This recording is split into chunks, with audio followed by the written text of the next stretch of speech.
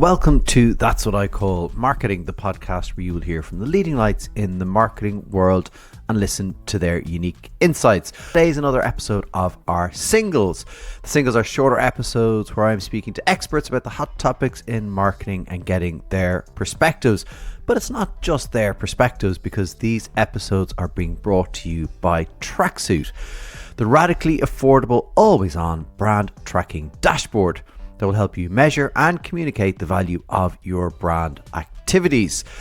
Now, Tracksuit is available, of course, in Australia, New Zealand, the US, UK, Ireland, and now France and Germany. And of course, the not so secret fact is that companies are paying way over the odds for brand tracking, and it makes it out of question for many modern brands whose budgets are under pressure.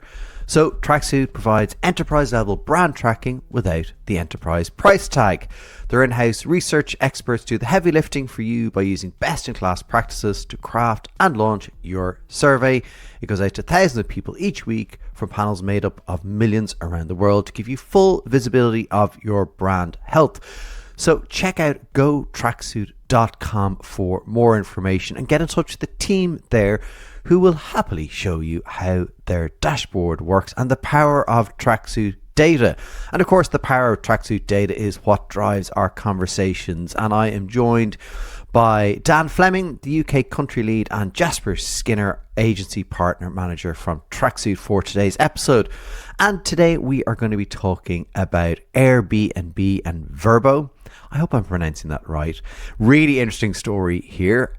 We are going to be talking about a marketer's favorite topic. Yes, it's more news on liquid death. There's really interesting perspectives to share here. And we will finish off with a quick conversation around some of the sporting activities that took place last weekend and some really interesting stuff that happened. If you are enjoying episodes of That's What I Call Marketing, please do us a small little favor, and that is like the episode that you're listening to, share it with one other person, or subscribe or leave a review. One of those things will help us reach an engaged community of marketers just like you. So let's get into today's episode of The Singles, powered by Tracksuit.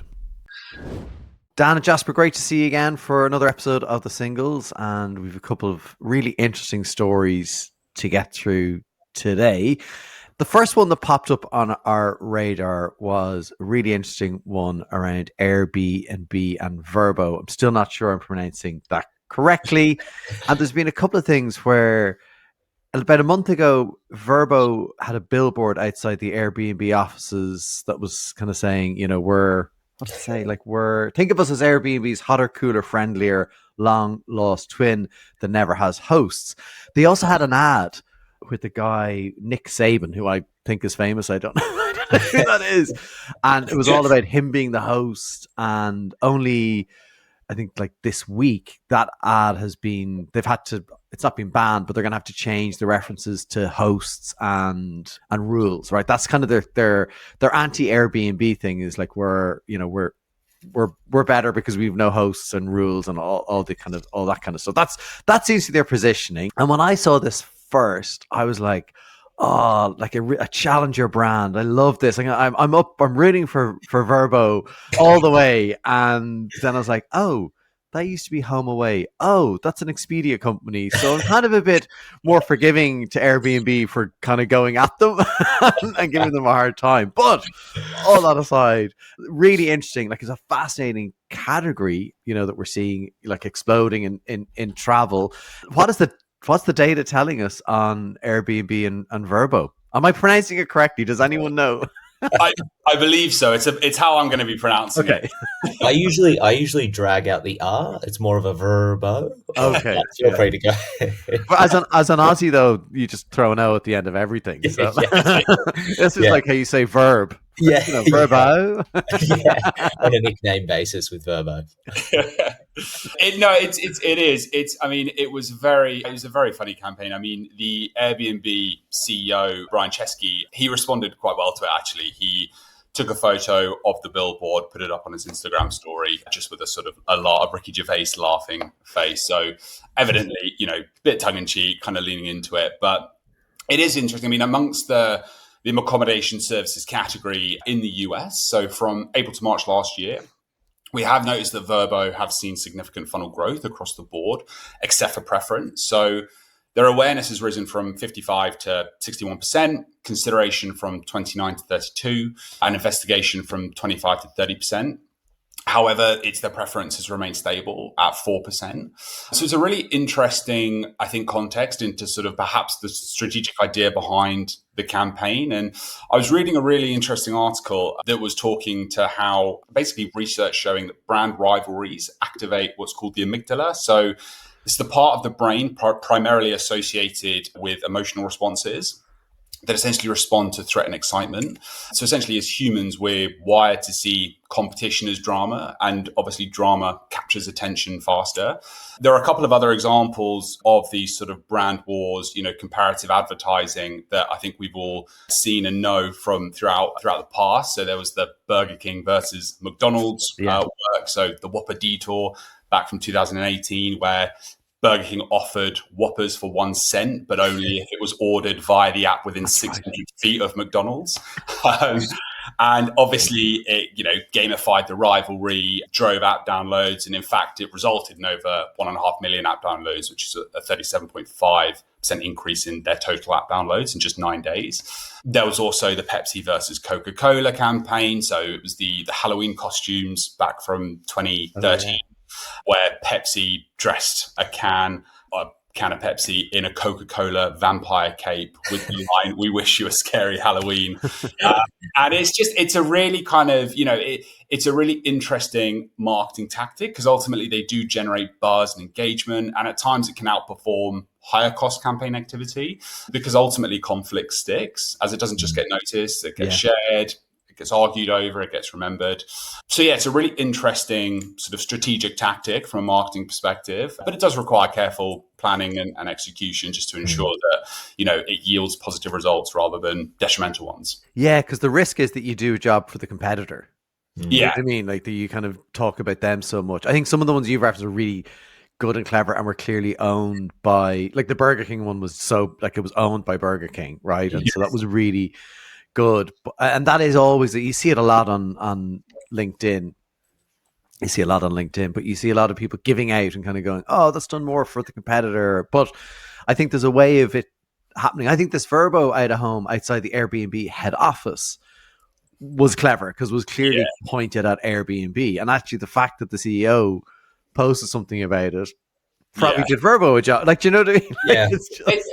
It is. I think just to that point, though, it's something which I think is quite an interesting observation. So if we take those three cases as examples, the brands that have typically been the recipient of being targeted, so Airbnb in this case, McDonald's for Burger King, Coca-Cola for Pepsi, are typically the brands that are already commanding the majority of the market share. Mm-hmm. So it's almost that argument of ultimately, is this brand giving a competitor free advertising? But fundamentally, those competitors that are being targeted, given that they already are commanding the market share, the majority of voice within that category, it's more, I think, a positioning of this work, this campaign activity isn't going to not necessarily impact their funnel metrics because they are already, performing at the top within those respective spaces. It's interesting as well when we think, even though Vrbo's owned by Expedia, when we think of more traditional challenger brands, how you're leveraging the scale and size of that competitor. One that jumped to mind, do you remember the Dash Water campaign with Coca-Cola last year? And they've just doubled down on it again, I think this month, where they first ran the finally a drink to feel good about out of home campaign on top of what looked to be a Coca-Cola campaign spot. And then the most recent one is an interactive campaign where it's essentially a billboard that says sugar free, but it's all about transparency. And there's this huge, it's somewhere in London, I think it's somewhere central London, where there's a huge set of glasses on the other side of the road where they're filter layered so that you can see through, and it's around see the bitter truth about artificial sweeteners and their link to cardiovascular disease and diabetes. And so that is like a direct shot at a category captain from a a challenger brand that's doing such a phenomenal job. And in this instance, what's really interesting is they keep hammering home the transparency piece, being a healthier alternative for someone like Dash, where I think there was a report to say that 70% of their consumers pick Dash because they're a healthier option. Right. We know that it's an attribute that converts that category within soft drinks. And so it's quite interesting how you can just keeping that consistency on message, but punch up to those market leaders as that differentiator. Yeah. That is, that's the kind of the nuance of getting it right, isn't it? Because and that's where probably have to be really, really careful that you're not doing a job for Coke. But that's another great example of that's not doing a job for Coke. It's using probably the positioning that they have, like as the anti-Coke almost, and kind of jumping off the shoulders of the giant, right? And it's clever. It's clever. just how do you get that right? I think these are great examples of getting it right, and I'm sure we'd love people to leave comments of ones where people have got it wrong, because we all learn from those, right? Because totally. as a challenger brand, I think that's, you don't have the budget, so you have to be smarter, you have to be scrappier, and I find that stuff so exciting. Yeah, I think just to very quickly build on it as well, I think from that perspective of the fact that you have this, the challenger brand versus the category captain, I think it's also looking at how each of those brands are performing across, certain aspects of those brand sentiments. So, for example, like both, and surprisingly, both Airbnb and Vrbo are actually very close when it comes to trust. So, for example, 44% trust Vrbo, 45% trust Airbnb. So that trust aspect is marginal. But I think, fundamentally, I think where you're looking as to what the bigger impact of this activity, this work will do, ultimately, Airbnb converts awareness to consideration at a much stronger rate. So 65% versus Vrbo's 52%. And they can turn consideration into preference nearly 3 times better than Vrbo does. So it's not just necessarily this sort of billboard feud. It's a deep fight for brand meaning. And what Vrbo, I think, will need to now shift that focus on is turning that top of funnel buzz and an awareness and engagement and excitement into emotional loyalty, because we know it's not just about being loved. Ultimately, it's long-term brand preference is going to decide who wins the category. Yeah, and again, so I think it's interesting what they're focusing on as their difference, right? That is quite interesting, and even in the ad campaign that they've had to change now is interesting that they don't mention Airbnb, but they really go in on like hosts and rules, and that being kind of a destroyer of your holiday joy. Yeah, exactly. And just to reference Burger King once again, it's not even necessarily having to directly reference the competition to allude to that sort of that comparative positioning. So the strap line, that they employed of why eat with a clown when you can dine with a king. Everybody knows the meaning behind that without them having necessarily directly referenced McDonald's. Yeah. I mean, Airbnb last year were having an interesting moment where they were chasing consideration. And they did it in the most clever way in the context of their category, where they're up against Marriott and Hilton, where the consideration campaign was focusing on just space. Right. And so highlighting like the restriction you have of you can't go and, do a yoga class, and you can't spread out and have a full dined meal with your family in the space of a hotel room. And we saw from our metrics on that over the course of 12 months, how that drove consideration roughly about 3% for Airbnb over the course of 12 months, which at their scale is just phenomenal. So everyone is fighting their own positioning battles against different leaders and challenger brands. It's just interesting when it's a smaller challenger brand punching up.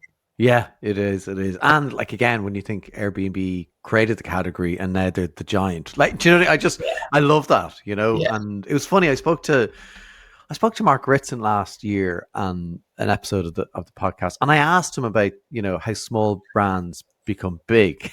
His response was, they don't. Small brands remain small. But this is an example, Mark, where small brand became big. So we can argue the toss over that one some other time with Mr. Ritson. Yeah, I feel like in this he would just say Coke wouldn't care at all. Yeah. Yeah. Airbnb would not care. And cursed 7 times. Yeah. Fine.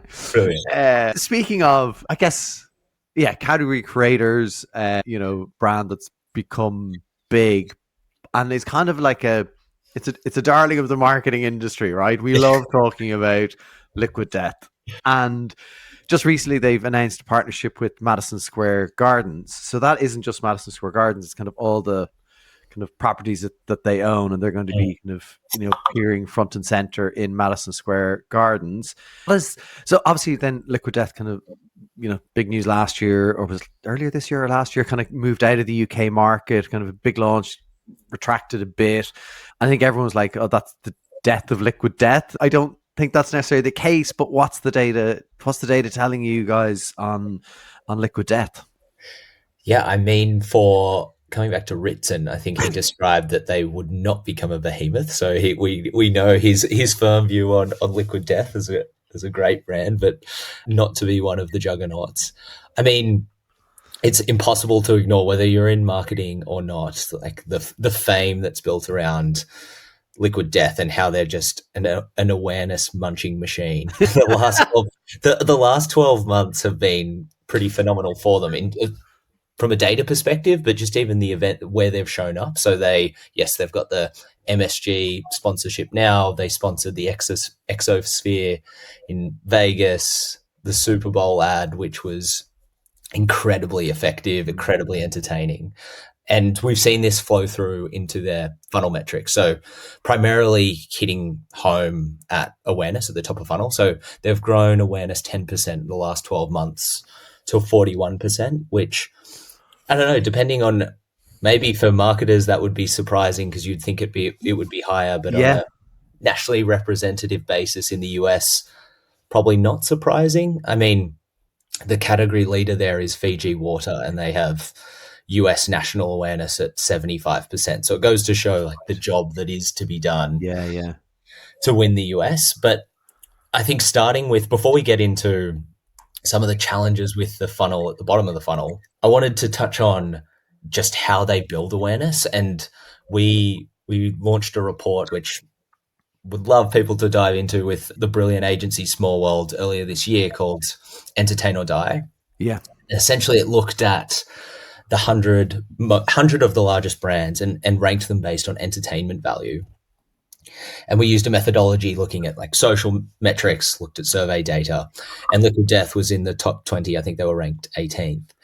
And two of the really interesting things or themes that we found from them as a brand was this idea of brand law, of not being restricted by brand guidelines, being able to move in the flow of culture, to be exceptionally funny and irreverent.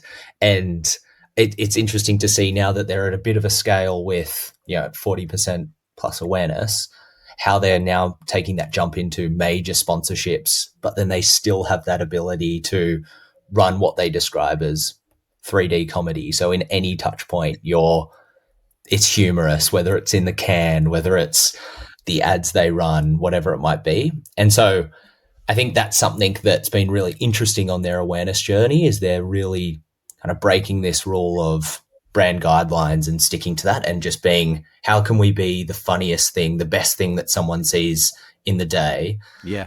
And somewhat drive virality off the back of that, or at least being talked about, shared, which has been quite cool. Yeah. I love that idea of being something enjoyable in people's day, right? It goes back to, I was in Paul Feldwick's book, about, TV advertising in the 60s, and it was, be when you're a guest in someone's living room, be a good guest. And that was, so TV advertising, be enjoyable. And I think the same holds true now, particularly on mobile and phones. Like, it's very personal space that you're invading. So, be a good guest, people. Yeah. Completely. And I mean, like, even how do you drive someone to stop in the aisle in a water category. Yeah. Probably can't be one of the more boring categories. And they've made it sexy in a way that, yeah, you would stop, share something. Like I regularly find myself just organically sharing with my friends group what they've done. Yeah. Just because it is such a just irreverent touch to such a boring category. Yeah. The other thing that's been quite interesting is how they've really adopted in-housing their production team. And so I remember watching a panel where their SVP of marketing was talking about, we're funny because we actually hire comedians, and they have like 10 nationally headlining comedians in there, or 12 in their team, who are thinking about whether it's like product names, where it is their next ad, whatever it might be. And it's like really thinking about how do we bring experts into the fold so that if we're going to lean on being funny, humorous, irreverent, that it is really coming from experts. So I didn't know that.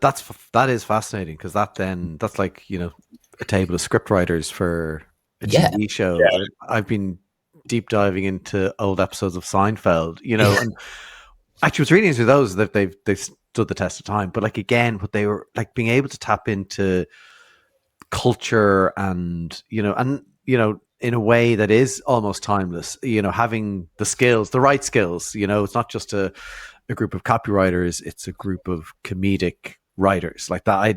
I did not know that. That's fascinating. Yeah. It's something that they seem to, regardless of whatever format they're running, it's how do we make sure that we have an expert in that space. So to your point, it's like, it is like creating almost like an SNL cast, depending on what format or what activity they're going to run. But I also think, just to jump in, I think the way that they've also positioned themselves, as we mentioned earlier, within a category, the water category, which isn't typically exciting. I think the way that they've positioned themselves as being that product to, the strapline being "murder your thirst," which is just such a clever positioning, because it taps into ultimately some of this human and emotional truth, which is exactly that. I think we've all been in that position where you are dying for a drink of water. That's what you're walking down the aisle, or you're out and about, you've just been for a run or whatever it might be. And that is exactly what you want to do. You want to murder some water. Yeah. So I think as well that they've the way they're positioning themselves relative to competitors with consumers has also been really, really fascinating. But I was just going to touch on the point. So we obviously mentioned earlier about how, as part of this partnership with Madison Square Gardens, they're now, the official sparkling water partner across all of those properties. So that includes the New York Rangers. They're also officially the iced tea partner of the Philadelphia Eagles. But I think what's really interesting from a brand perspective is how they're embarking on those strategic partnerships. And what we can see from our US data is that emotional drivers are within the category are incredibly powerful. So when people feel like a brand is for people like me, or is for one that they can trust, they're 3.5 times more likely to move from just being aware of it to actually considering it.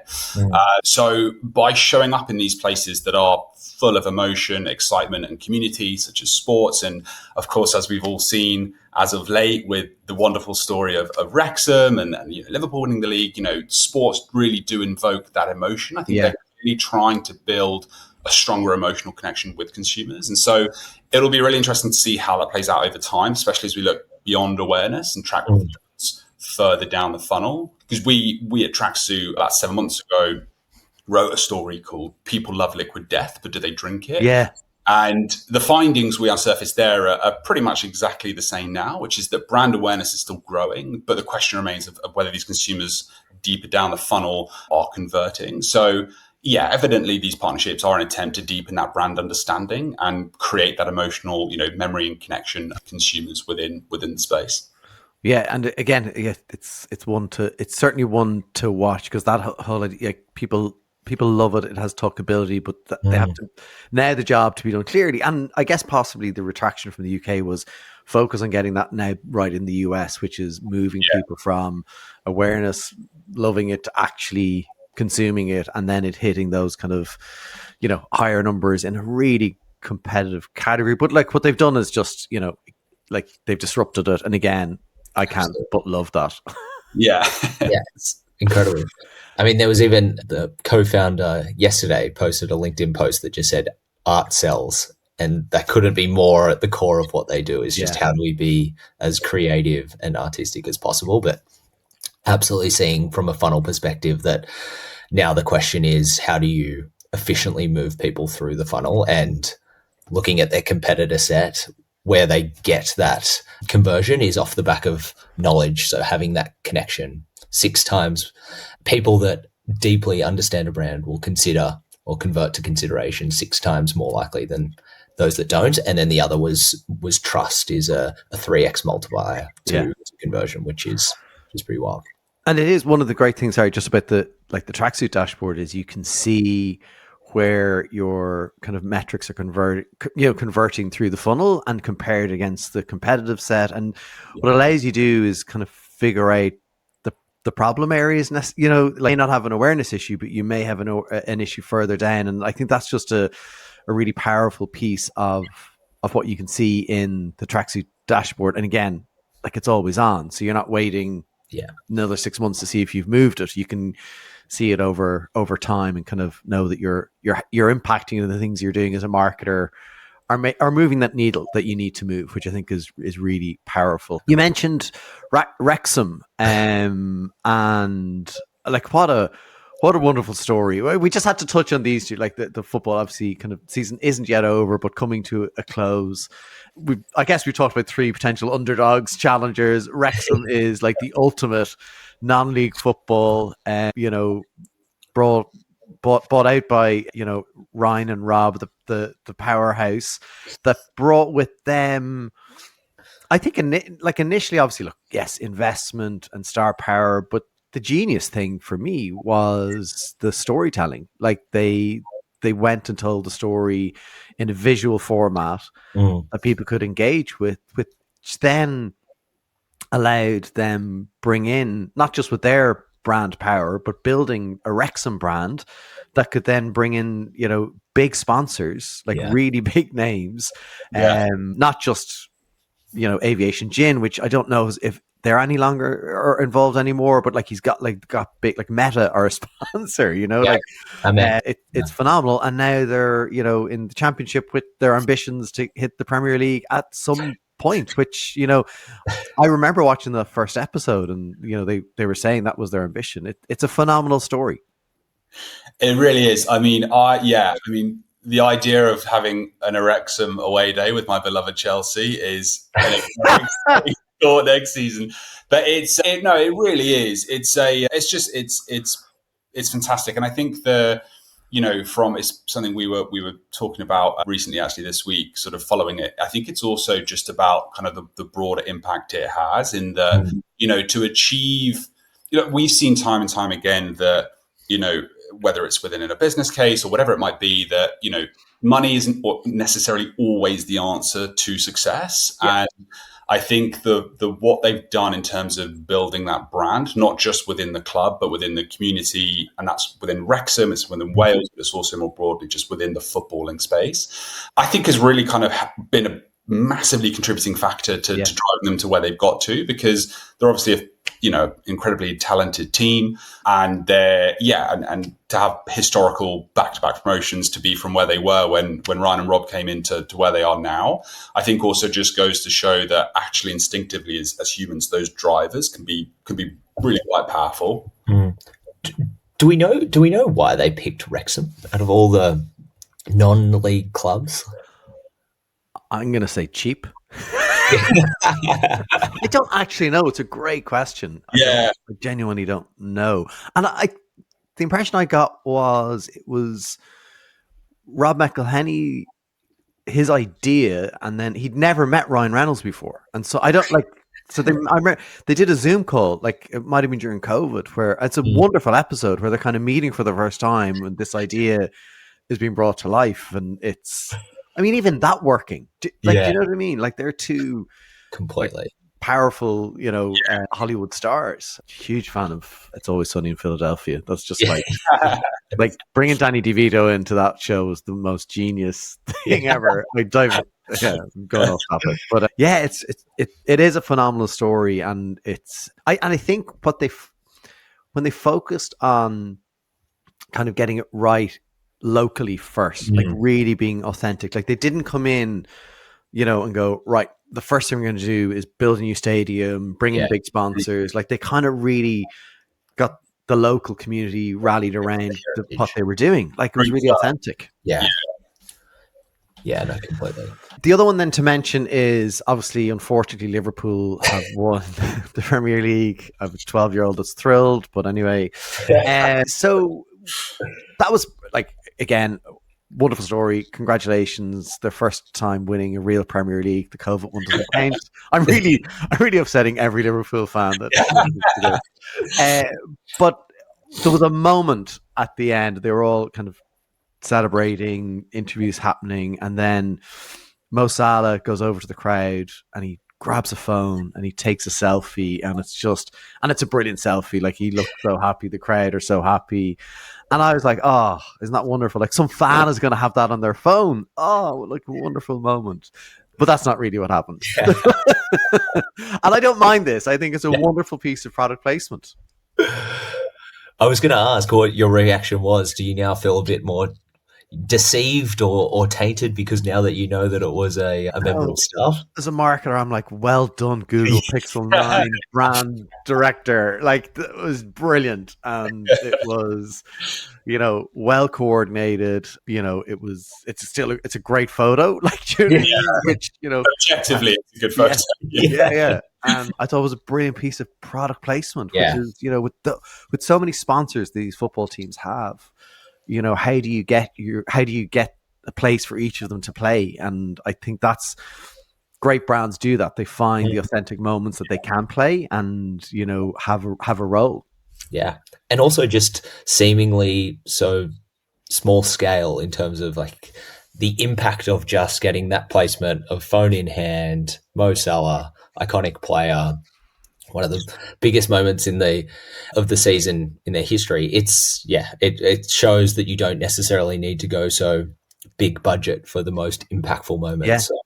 Yeah. And I think that somewhat correlates with as we were talking about earlier when we were talking through the Vrbo, the Airbnb, and looking at some of those other examples of those brand wars, comparative marketing. It is occasionally that campaign activity or those marketing tactics that perhaps are lower cost but can actually drive higher impact. Yeah, exactly. It is. And again, that's where creativity comes in, doesn't it? And in all the discussions on AI, which I'm deep in, and I'm a huge fan of what it can do. I think the power of creativity is you won't necessarily find that. I don't think you will actually find that in an AI. Go to AI and ask it for a challenger idea for Vrbo versus Airbnb. I don't think it's going to come up with that billboard, or it's not going to come up with that McDonald's, Burger King, or the Burger King line, which is just genius. Jasper, give it to us again. What was the Burger King line? It was why eat with a clown when you can dine with a king. As a marketer, Connor, how long do you think it would have taken to get that product placement idea launched and in play? The Google one? Yeah, that would have taken time. Like, I think from the idea, right, and then figuring out how to make it happen. There had to be negotiations with the Mo team, I'm sure, to make it happen. Like, all those things. Like, that's... And I'm guessing as well, there were moments where that kind of was like, no, it's not happening. Or there might have been another idea. I'd love someone from who's involved with that to get in touch to tell us the story, because I'm sure there might have been another idea. I was like, no, we can't do that. Oh, right, okay, we're 2 weeks away from this match being potentially the one. And also, like, if they'd lost that match, that wasn't the moment. So, like, when was the moment? Like, that's, do you know what I mean? All that, like, it's, oh wow, sports marketing. Everything's got to line up. Yeah. Listen, guys, thanks a million. Great to catch up and kind of get our heads around what's going on in the marketing world. And I love these challenger stories. They're exciting. They're great, and brilliant to catch up. And we'll see you again in a few weeks. Likewise. Thanks, Connor. Thanks, Connor. Well, I hope you enjoyed that episode of The Singles and some really interesting insights there from Dan and Jasper at Tracksuit. As always, it really is great to see the power of the data that they are able to bring to these conversations. And I was really fascinated by Airbnb and Vrbo. Again, not sure I'm pronouncing it correctly. What seemed, at first glance to be a David versus Goliath story, and I was a little kind of disappointed, the Airbnb were being so aggressive, but it's an Expedia company, so I completely understand it. Now, that's not to say they don't have rights to do what they're doing.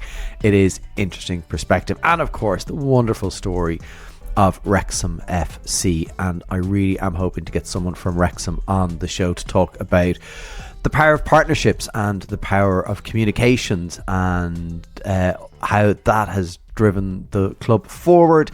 I think as much as the football played on the pitch, and of course great to see Irishman James McLean as captain there this season. So there's always an Irish angle, isn't there? Well, listen, thank you so much for tuning in to this episode of The Singles. Remember, you can check out Tracksuit at gotracksuit.com. And the team are standing by, waiting for your call. Well, maybe waiting for your lead. And they're happy to show you the power of their radically affordable, always on brand tracking dashboard. And honestly, it is an incredibly powerful tool, and it really helps you as a marketer ensure that the conversations about brand are at that board level and aren't all just about vanity metrics. You're able to track sentiment statements, you're able to track your competitors. So really would encourage you, go to gotracksuit.com, and if you are only doing one dip a year, how would that feel if you were able to have monthly brand tracking always on? Again, if you've enjoyed episodes of That's What I Call Marketing, please do like the episode or the post that you see it on. You can leave us a review. Any review is more than gratefully received. Of course, we love 5-star reviews as well. And if you subscribe to That's What I Call Marketing, wherever you are listening or watching, you will never miss an episode again. So from me, your host, Conor Byrne, thanks so much for tuning in.